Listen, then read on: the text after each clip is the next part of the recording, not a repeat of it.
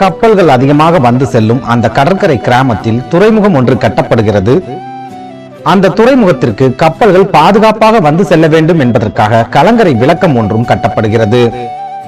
அந்த கடற்கரையில் பாறைகள் அதிகமாக இருப்பதால் கப்பல்கள் பாறையில் மோதிவிடக் கூடாது என்பதற்காக அந்த கலங்கரை விளக்கத்தை மிகவும் நேர்த்தியாக கட்டியிருந்தார்கள். அந்த காலகட்டத்தில் மின்சாரம் கண்டுபிடிக்கப்படவில்லை என்பதால் அந்த கலங்கரை விளக்கத்தில் இருக்கும் விளக்கு எண்ணெய் மூலமாக எரிய வைக்கப்பட்டுக் கொண்டிருந்தது.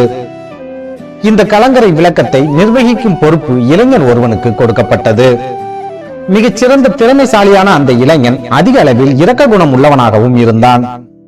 வாரம் தவறாமல் அந்த கலங்கரை விளக்கிற்கு தேவையான எண்ணெய் கப்பல் நிறுவனங்கள் மூலமாக அந்த இளைஞனுக்கு வந்து சேரும். அந்த இளைஞனும் மிகவும் திறமையாக அந்த கலங்கரை விளக்கத்தை பராமரித்து வருகிறான்.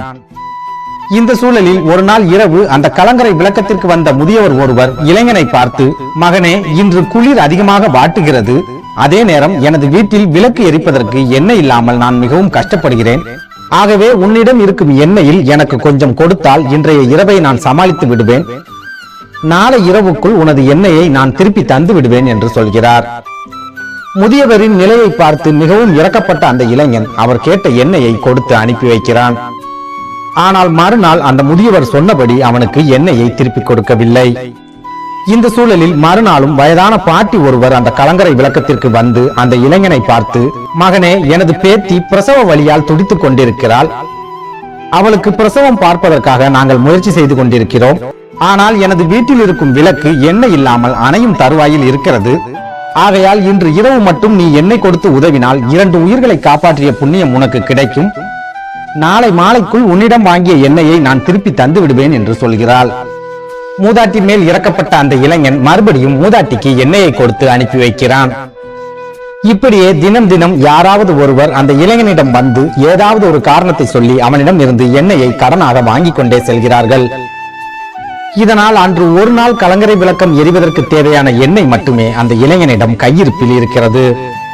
இதை பார்த்து பதறிப்போன அந்த இளைஞன் தன்னிடம் இருக்கும் எண்ணெயை விளக்கில் ஊற்றி வைத்துவிட்டு ஊருக்குள் ஓடுகிறான்.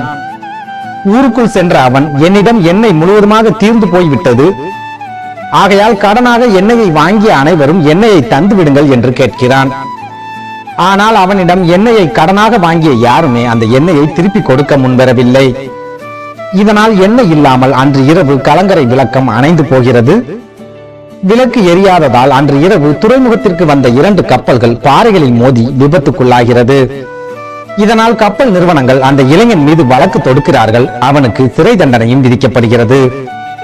இந்த கதையின் நீதி, உதவும் இரக்க குணம் நம் எல்லோருக்குமே இருந்தாலும் நமது கடமையை மறந்துவிட்டு பிறருக்கு உதவி செய்தால் கடைசியில் நமக்கு தண்டனை தான் கிடைக்கும்.